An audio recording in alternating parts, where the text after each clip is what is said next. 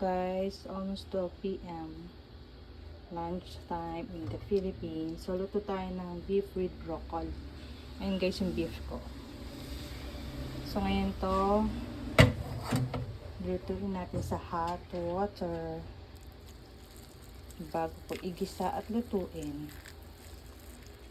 Yan guys.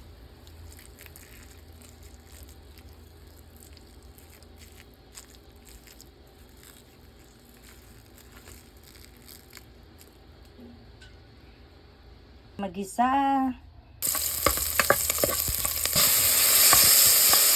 Lagay na yung beef guys. Pangkit ka na. Lagyan po ng soy sauce. Pinta. Soy sauce. And guys, ito yung natin lagyan ng sabaw. Man.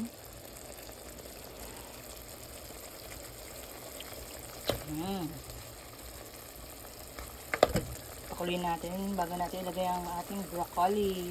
Ang konting asin. Depende sa panlasa niyo. Kasi ako ayoko na masyadong maalat. Minsan talagang matabang lang. So, lalagay na natin yung broccoli guys. Yan guys. Guys, happy lunch! Healthy for today lunch.